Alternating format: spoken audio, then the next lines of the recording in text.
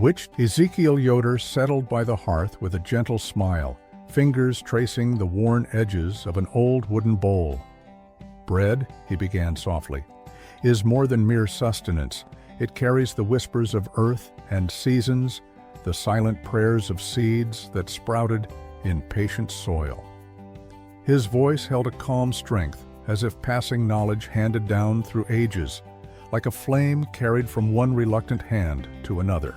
Susanna Lapp leaned in, lifting a small ladle of warm water. "The secret begins with the flour, ground from wheat, that Amos carefully tended. It is unhurried work. The grain must rest, absorb, and breathe. To mix the dough is an act of reverence, a communion with those who bend, sow, and wait." Her eyes shone with the quiet pride of one preserving ancestral recipes as sacred gifts. Amos Stoltzfus nodded, his hands rough yet steady. "When the earth is ready, soft and warm beneath your fingertips, then is the time to plant the seed." Tabitha watches the fields and skies, sensing the moments when the soil drinks the rain and the sun stretches its fingers slowly across the land. This harmony is not hurried. It requires patience, like the dough awaiting its rise. Jonas Miriam Byler, teller of family stories, smiled gently. "When the dough is mixed with care, flour, water, salt, and the living yeast, it is laid aside to rest. This rest is as vital as the labor itself. It is the time when the yeast wakes, gathering strength, feeding on hope and warmth in silent hours. Only when the dough swells like a breathing cloud do we know it is time." Levi Tabitha Hostetler, who observed the turning seasons, nodded thoughtfully. "Each handful of dough is born from soil kissed by sun and rain. The rhythm of planting and harvesting teaches us to honor nature's balance. To sow the seed at the proper season is to trust in unseen forces, the cycles older than man, moving in silent procession." Susanna gently traced patterns on the wooden table. "This bread. It differs from the hurried loaves of machines, cold and swift. Handmade, it breathes with the hands that shaped it, tastes of patience, and sings the old songs. It tells stories of hands that knead love into every fold, of quiet moments by flickering light, of families gathered round the table." Jonas added, his tone reverent, "To know when the bread is ready is to feel its weight and hear a hollow sound when tapped. It is a sacred knowledge cultivated like our forebears did, by quiet attention and respect. The bread's crust, golden as autumn fields, is a guardian of the soft, fragrant soul within." Amos smiled, eyes crinkling. "The earth and the oven, the seed and the flame, each demands respect and balance. To rush is to forget the covenant with nature. Our hands guide, but we must also listen. The soil's whisper, the yeast's gentle call, the oven's warm heartbeat speak in a sacred tongue." Miriam concluded softly, "To bake bread is to join a lineage of reverence, linking us to ancestors who trusted the cycles of earth and sky. It is more than craft. It is a prayer of gratitude whispered through flour and fire.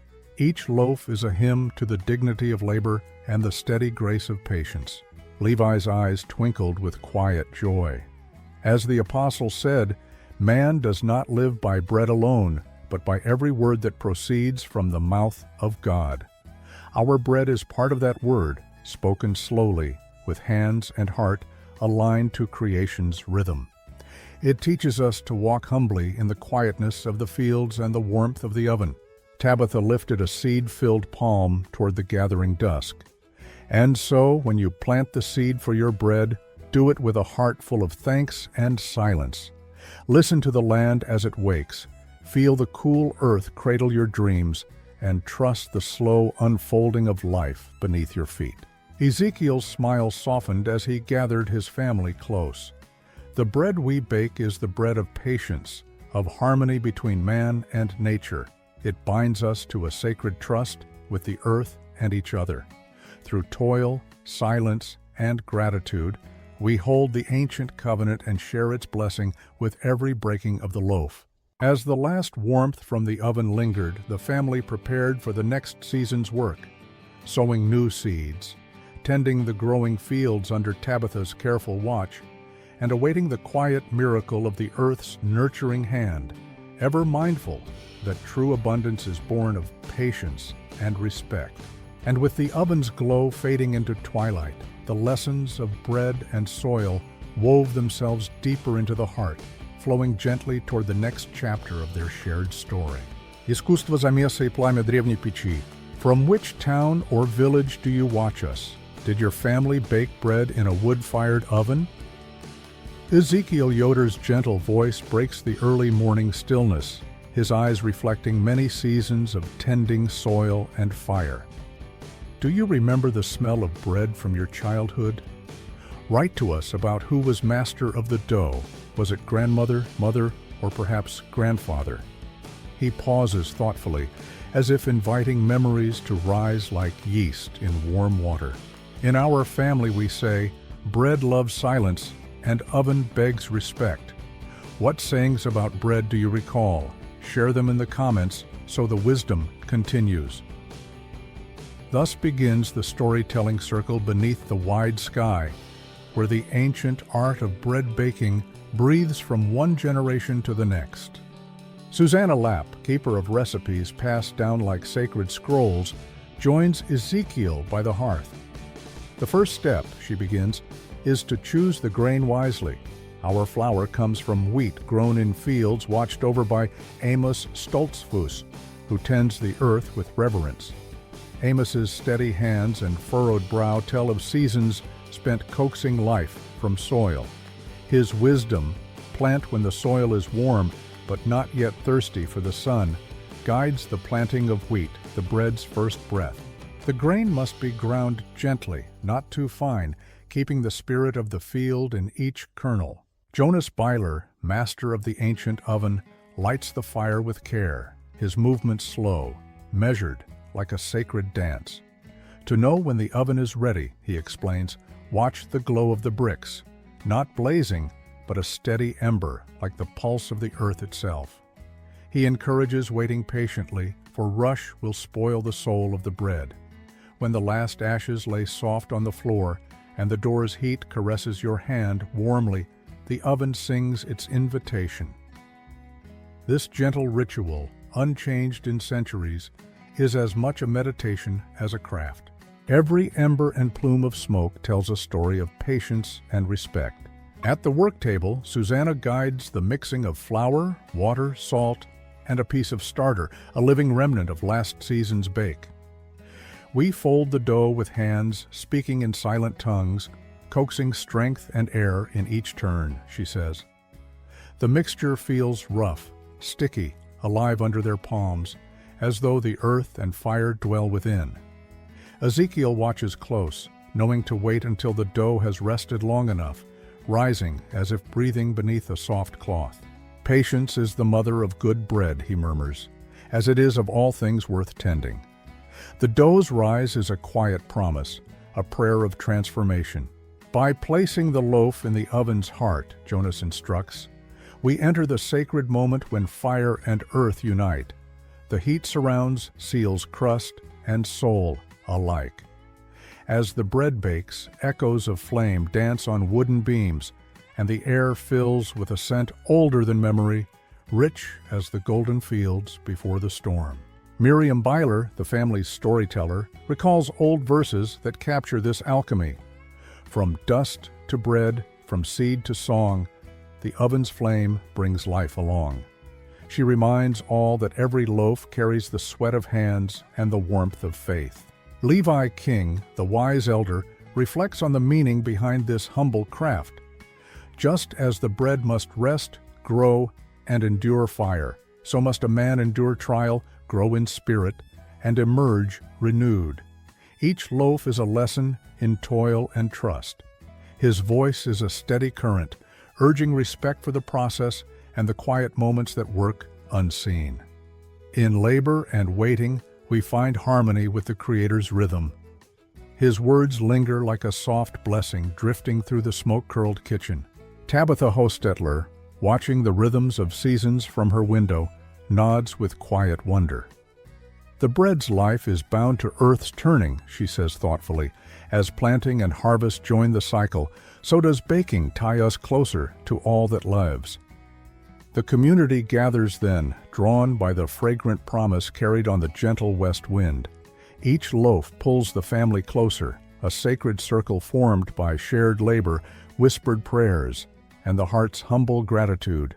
Handmade bread is, to these souls, more than sustenance. It is spirit and story melded in warmth. Unlike the lifeless loaves churned from factories, these breads hold the pulse of labor's love, the patience of generations, and the quiet prayers whispered in dawn's first light. Ezekiel smiles softly. The bread knows the hands that shape it. It carries their sweat and hope. It tastes of earth's kindness and the good that comes from quiet care. The simple act of bread making is a mirror for living well, where toil and tenderness dance together. As the day fades and the last crumb is shared beneath evening stars, the family breathes a shared gratitude. Silence, they know, is the loave's closest friend, and respect the hearth's true offering. May our hands never forget these lessons, murmurs Susanna, and may every rise remind us of the grace found in waiting. And so the fire dims, waiting patiently for the next dawn when fresh bread will rise again, carrying the deep song of earth, fire, and love. The story continues, drawing the family forward into the sacred art of living, growing, and baking with heart. And soon, the next chapter awaits. Хлеб – стихия труда, терпения и благодарности. From which town or village do you watch us? In your family, did they bake bread in the oven? These gentle questions echo through the early morning mist as Ezekiel Yoder stands by the hearth, stirring the fire with care. Beside him, Susanna Lapp holds the recipe book, its pages worn by years of nurturing hands. The smell of fresh-cut wood mingles with the soft hum of dawn, while Jonas Byler, the master of the bakehouse, prepares the clay oven, its bricks glowing with ancient warmth. Do you recall the scent of bread from your childhood? Who held the secret to the perfect dough? Grandmother, mother, or perhaps grandfather? He asks, eyes twinkling with shared memory. The air is thick with reverence and anticipation, much like the moments before life itself begins. Ezekiel begins to recount the sacred method passed down through generations. First, we summon the earth's bounty, flour from our own grain, water from the well, salt from the season's gifts, and yeast, that humble spark of living nature. Slowly, we mix, not hastening, for dough is like the soul, it needs time to grow. Susanna carefully measures the ingredients, her fingers steady but tender, as if caressing the threads of a delicate tapestry. Amos Stoltzfus often reminds them, "The soil from which the grain springs shall be as dear to you as the loaf itself." Indeed, their community lives in quiet accord with the rhythms of the field, planting wheat when the soil is soft and receptive, not before the time feels right in the bones of the earth. After their hands have embraced the mixture, they cover the bowl with a cloth woven from the flax grown nearby. The dough must rest, Jonas instructs, like a child waiting for the sun to rise. Give it an hour or two until it swells gently, airy like a cloud on a summer sky. During this sacred pause, Miriam Beeler's voice drifts softly from the corner of the room. She is the keeper of lore, and with a warmth that soothes the spirit, she says, "Bread made by hand carries with it the breath of all who have cared for it, the farmer, the miller, the baker. It is more than mere sustenance. It is a song, a prayer, a memory held in golden crust." As the dough swells and whispers of its readiness, Jonas polishes the oven floor with ashes and warmly coaxes the embers to die down, leaving behind a bed of glowing stones. The scent of old wood and warm earth blends with the excitement in the room. To know if the oven is ready, he says, place your hand near its mouth until the heat feels like a steady embrace, a dance of warmth that promises the bread will rise as it should. With practiced hands, he transfers the dough onto parchment and sets it inside, closing the heavy door with a reverence reserved for sacred rites. Levi King, the village elder, watches this ritual with eyes that have witnessed countless seasons. He nods thoughtfully, recalling how bread-making mirrors life itself. Patience is the marrow of our days, he reflects. As the dough needs time to rest and transform, so too must we endure and trust in the unfolding of our journey. His words settle like a soft blanket over the room. In the quiet moments, in the stillness embraced, we find the spirit of labor made noble. Bread is not merely made, it is invited into being through devotion and love. Tabitha Hostetler, ever the observer of nature's pulses, reminds the group that the harvest and baking cycle follows an ancient melody. We plant wheat when the birds herald the coming warmth, when the sun's gentle fingers caress the soil, she muses. This harmony between the earth and human endeavor echoes throughout the community's daily efforts, weaving a tale of unity with the land and its gifts. Each loaf born from our hands sings the hymn of seasons and the steadfast care we give, Amos adds softly, a contrast to the cold speed of machines that know no patience. The finished bread emerges golden and fragrant, the crust crackling with life as it cools. Susanna breaks a piece and offers it to those gathered, the flavors rich with earth and toil. Miriam smiles gently. Factory bread carries no soul, no gentle memory. It lacks the whispered prayers of those who need and watch and wait. Our bread is a covenant, binding us to one another and to the babe in the field, to the sun, and to the quiet rain. Its taste is deep, a chorus of centuries and simple truth. More than nourishment, it is a gift of peace. As they share the bread, Levi speaks again of the deeper meaning found in this humble task. The trial of the oven and the nurturing of the dough reflect all that we must endure and cherish in life. Our labors are not just for survival, but for the sacred moments where gratitude fills our hearts. Ezekiel adds, the silence around us as the bread bakes is not emptiness, but the breath of time itself, giving space for creation to unfold. In this hush, gratitude rises like the golden loaf, warm and sustaining, a reminder that every gift is born of love and steady hands. The warmth of the fire fades into the gentle twilight of evening, but the lessons endure. Jonas looks to the stars beginning to prickle the dark sky and says, the work is never finished, nor should it be. With every loaf, we learn anew to be patient, to listen, to be grateful. Miriam's voice lingers like a soft hymn.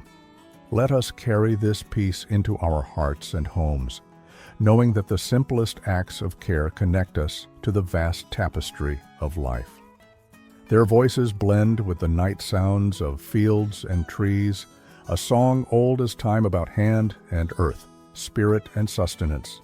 Thus, the art of bread baking becomes a sacred circle of life, labor, and blessing. The story of the dough rising in the village oven is a mirror of all that is steady and true, learning to wait without hurry, to cherish quiet moments, and to offer every loaf with a grateful heart. As Ezekiel and his family prepare for the coming season, they carry with them these timeless lessons. In their hands lies more than flour and water. There lies a heritage of faith and work, quietly singing of a life lived in harmony with the world. With the oven door closed and the hearth settling into gentle embers, the family moves softly to the fields where Amos and Tabitha have begun to ready the soil anew. Together, they step into the rhythm of the earth once more, a promise renewed to tend the land as their ancestors did. The breath of the village carries on the wind, the steady pulse of work, guided by patience, respect, and deep gratitude. And so the story continues, leading us into the next chapter of the year's cycle, where soil and seed, hand and heart, will once again meet beneath the quiet skies.